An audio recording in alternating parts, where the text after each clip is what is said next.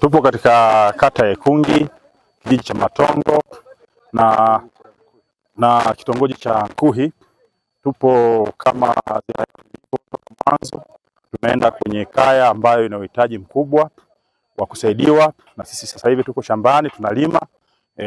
Tumefanya kilimo cha mwaliko, kilimo cha ushirikiano, kilimo cha pamoja, cha watu kujitolea, cha watu kushirikiana, cha watu kuungana ili kwa pamoja tuweze kusaidiana kama jamii ya Tanzania inavyopaswa kusaidiana.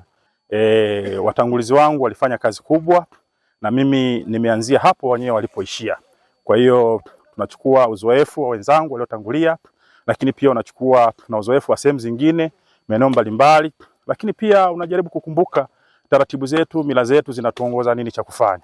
Kwa hiyo kuanzia hapo basi na wewe unaondoka na jambo ambalo unaona linaweza kusaidia jamii. Kwa hiyo namna hii sio namna moja tu. Zipo aina nyingi au namna nyingi za kusaidiana au namna nyingi za kutumikia wananchi, lakini hii ni moja ya katika hizo ambazo ni nyingi. Nazo pia tutazitumia kwa wakati ujao. Kwa hiyo kwa sasa tunaenda na namna hii ambayo tumeanza nayo. Asante, nashukuru. Majina yangu naitwa Abel Joseph Mkuwi, ndiye diwani wa kata ya Ikungi. Lakini kwa siku ya leo kata ya Ikungi na vijiji vinne. Katika vijiji vinne ipo Ikungi, Iruka, Mbanjiki na Matongo. Ila kwa siku ya leo tupo hapa kijiji cha Matongo, kitongoji cha Nkuhi. Kwa kweli Mheshimiwa mbunge amefanya jambo ambalo ni la pekee yake, kwa maana ya kwamba amekuja kuona hali halisi ya wananchi wake na wakulima waliopo kwenye maeneo yake ya utawala, maana yake kwenye jimbo lake, na amekuja kusaidia akiwa analima yeye mwenyewe. Hiyo ni jambo la msingi sana. Amejipambanua, na lazima uje chini huku kutane na watu wako wa chini ili kujua changamoto walizonazo, ni pamoja na kilimo, na msimu huu ni wa kilimo. Nashukuru sana. Oje viaga. Ndio wanje rampa. Sana tune. Jamani, kwa kifupi, umejevia sana shukrani. Shukrani ni jambo ngwa mtonge songe ni majevia sana. Sawa.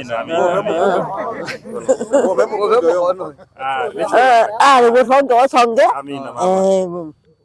Una wajefia. Meke nefo fadi moja njari ya. Jamani, shukrani sana mama yetu. Bana amesemaje?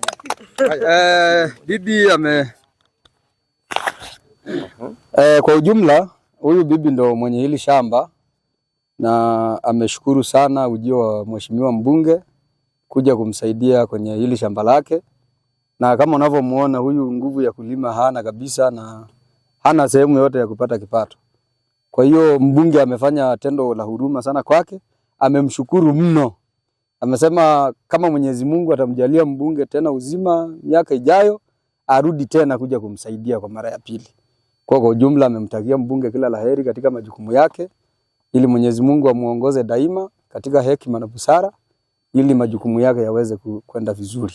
Mimi nishapenda sana kumuona mbunge wangu amefika kwetu, Rajabu Ali Chima, ambaye amekuja hapa kumsaidia.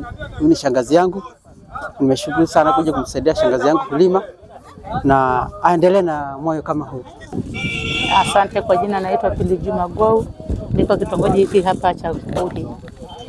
Kwa kweli nimemshukuru mbunge jinsi alivyomsaidia huyu mama na wananchi kwa ujumla.